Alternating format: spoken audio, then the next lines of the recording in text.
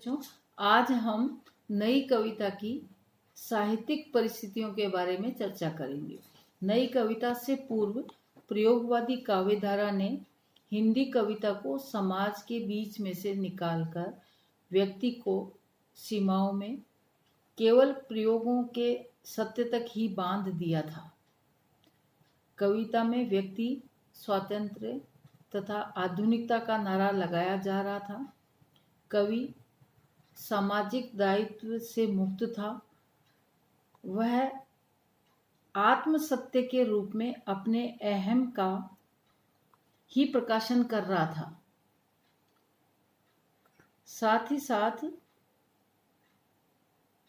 हम यूँ कह सकते हैं कि वह व्यक्ति जो है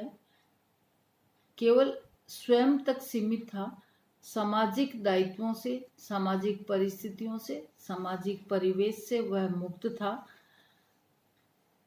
वह केवल मात्र सत्य के रूप में, आत्म सत्य के रूप में अपने अहम का ही प्रकाशन कर रहा था। डॉक्टर राम गोपाल सिंह चौहान के शब्दों में इस प्रकार व्यक्ति स्वातंत्र्य मूलक व्यक्तिवादी पूर्वाग्रह से ग्रस्त होने के कारण इस वर्ग द्वारा स्थापित काव्य मान्यताओं में मानव आस्था,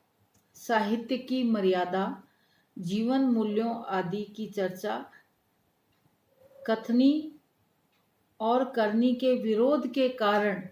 खोखली और छलावा मात्र बनकर रह जाती है, क्योंकि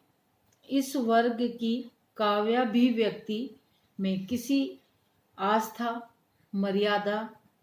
मूल्य आदि के दर्शन नहीं होते हैं। इस प्रकार हम कह सकते हैं कि इस समय जो विचारधारा थी, जो परिवेश था, जो परिस्थितियां थी, उसमें कथनी और करनी में काफी अंतर था। प्रयोगवाद की पतनोन्मुख मान्यताओं से निकलने के लिए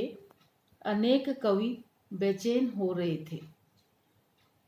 इस प्रकार प्रयोगवाद के समानांतर प्रवाहित प्रगतिवाद ने कला और शिल्प को नकार दिया था और युगीन यथार्थ व्यक्ति पर समाज की प्रभुता, शोषण, अत्याचार, पूंजीवाद, साम्राज्यवाद का विरोध तथा समाजवाद का प्रचार का अभियान छेड़ रखा था, जिससे इसमें नीरसता और उकताहट का अनुभव कर नए कवि नए रास्ते खोजने में लगा हुआ था। क्यों लगा हुआ था नया रास्ता खोजने के लिए? क्योंकि हम ये देखेंगे कि जब हम हताश, निराश या बेचैन होते हैं, निराशा में गिरते हैं, उकताहट जब हो जाती है, तो हम नया मार्ग, नया रास्ता खोजने की चेष्टा करते हैं। इस समय कुछ कवि परंपरागत कविताओं का सृजन कर रहे थे, जिसमें युग बोध का अभाव था। पंत का लोकायतन, दिनकर का उर्वशी जैसे विशाल काव्य प्रबंध 7वें दशक के प्रारंभ में सामने आए, जिन्होंने प्रभावित भी किया। ऐसे समय में एक ऐसी काव्यधारा की आवश्यकता थी जो जड़ सिद्धांतों, संकुचित दृष्टिकोणों और पूर्वाग्रहों से मुक्त होकर युगीन चेतना से अपना अस्तित्व प्रमाणित कर सके। इस प्रकार हम ये देखते हैं कि ऐसी काव्यधारा की आवश्यकता थी जो निर्जीव हो चुके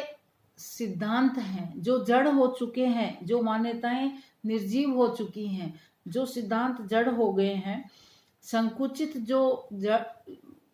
विचारधारा है या संकुचित जो दृष्टिकोण है, पूर्वाग्रह जो है, उनसे सब मुक्त होकर के अपना एक अस्तित्व प्रमाणित करना चाहते थे, अपने व्यक्तित्व को, अपनी मूल चेतना को स्थापित करना चाहते थे। नई कविता में प्रगति, प्रयोग और परंपरा का समन्वित रूप मिलता है। नई कविता ने परंपरा के शुभ लक्षणों को अपनाया, प्रगतिवादी समाज सापेक्ष दृष्टिकोण के साथ प्रयोगवाद के नए शिल्प, नए प्रयोगों को स्वीकार कर लिया। एक प्रकार से प्रगतिवादी कवियों ने शिल्प और विषयगत प्रयोगों को तथा प्रयोगवादियों ने व्यक्ति स्वातंत्र्य के साथ समाज सापेक्षता को स्वीकार कर लिया। नई कविता की यही सबसे बड़ी विशिष्टता है। सबसे बड़ी विशिष्टता क्या है कि प्रगतिवादी कवियों ने जो शिल्प और विषयगत जो प्रयोग थे, प्रयोगवाद ने जो व्यक्ति स्वतंत्र के साथ साथ समाज सापेक्षता को स्वीकार कर लिया था, नई कविता ने अपने नए प्रयोगों के साथ, नए प्रतिमानों के साथ, नई शैली के साथ, नए शिल्प के साथ इन सबको स्वीकार किया, अपने भीतर इनको अपनाया। अर्थात हम ये कह सकते हैं कि जो तीसरा सप्तक के जो कवि प्रयाग नारायण त्रिपाठी ने अपने वक्तव्य में लिखा है कि नई कविता के नाम पर आज जो कुछ लिखा जा रहा है उसके अंतर्गत बहुत कुछ मेरी अपनी कविताएं भी महज बकवास है। पंक्तियों को छोटी बड़ी कर देना, शब्दों को तोड़ मरोड़ देना, मनमाने तौर पर लय को बदल देना, बिना आत्मघात किए हुए नई उपमा उत्प्रेक्षाओं का बिंबों को परेशान पाठकों के सम्मुख ढेर लगा देना, ये तथा इसी प्रकार और अनेक प्रकार की जो कविताएं जो हैं उनमें जो दोष दिखाई दे रहा है आज की कविताओं में दिखाई देते हैं। इसका अर्थ है कि आज नई कविता के नाम पर बहुत सा कूड़ा करकट और फैशन का निरर्थक सामान भी आ रहा है, किंतु नई कविता को इन खतरों से सावधान रह करके, सचेत रह करके प्रगति, प्रयोग और परंपरा के समन्वय स्थापित करके ही अपना मार्ग जो है वह बनाना है। अर्थात कि इन सभी जो अपवाद हैं, जो इस तरह की जो विसंगतियां हैं, उन सब से अलग हट करके, उबर करके, नई प्रामाणिकता के साथ, नए बोध के साथ, नए शिल्प के साथ, नई शैली के साथ, नए भावबोध के साथ हमें अपना एक विचार, अपनी एक दृष्टि समाज के सामने प्रस्तुत करनी है। इस प्रकार हम देखते हैं कि जो नई कविता जो हमारे सामने आई उसके बराबर में अनेक प्रकार की साहित्यिक पृष्ठभूमि रही है। नई कविता में हम ये देखेंगे कि प्रगति का, प्रयोग का और परंपरा का एक सम्मिलित रूप हमें दिखाई देता है कि नई कविता ने परंपरा के जो शुभ लक्षण थे उनको अपनाया और जो नए शिल्प और नए प्रयोग थे उनको अपने काव्य में स्थान दिया, क्योंकि जो कुंठा, जो निराशा, जो पराजय का जो भाव, जो पलायन, अनास्था, ये जीवन में जो आ गई थी, जो हमारे जीवन के कारण हमारे साहित्य सृजन में आ रही थी, इनसे ऊपर उठने के लिए, इन भावों का परित्याग करने के लिए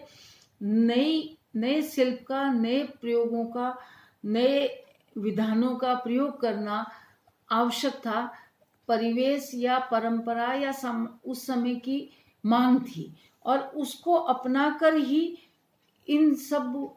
से एक नया मार्ग जो था उसकी ओर अग्रसर हुआ जा सकता था। इस प्रकार हम देखते हैं कि कुछ जो लोग थे वह स्वस्थ मानसिकता के साथ उत्साहपूर्ण ढंग से, संयत ढंग से अपने काव्य सृजन में प्रवृत्त हुए। एक नया स्वर, एक नया आदर्श, नई चेतना, नए शिल्प, नए भावबोध के साथ,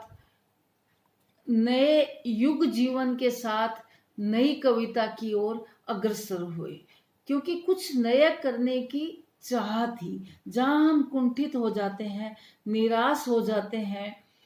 हमारे जीवन में अनास्था का भाव आ जाता है, पराजय का भाव हो जाता है, पलायन की ओर जब हम अग्रसर होने लगते हैं, तो नई जो काव्य धारा है, नया जो उत्साहपूर्ण कार्य है, या जो नए प्रतिमान है, नए शिल्प हैं, वही हमें उत्साह के साथ आगे की ओर, नए की ओर अग्रसर कर सकते हैं। इस प्रकार हम देखेंगे कि नई कविता की बहुत सारी साहित्यिक परिस्थितियां रही, जिसने कि प्रत्यक्ष अप्रत्यक्ष रूप से नई कविता के जो कवि थे उन्हें बाहरी रूप से, आंतरिक रूप से, शिल्प की दृष्टि से, शैली की दृष्टि से बहुत कुछ प्रभावित, चाहे आंशिक रूप से ही किया, परंतु उसे प्रभावित किया, उनसे वो अछूते नहीं रहे।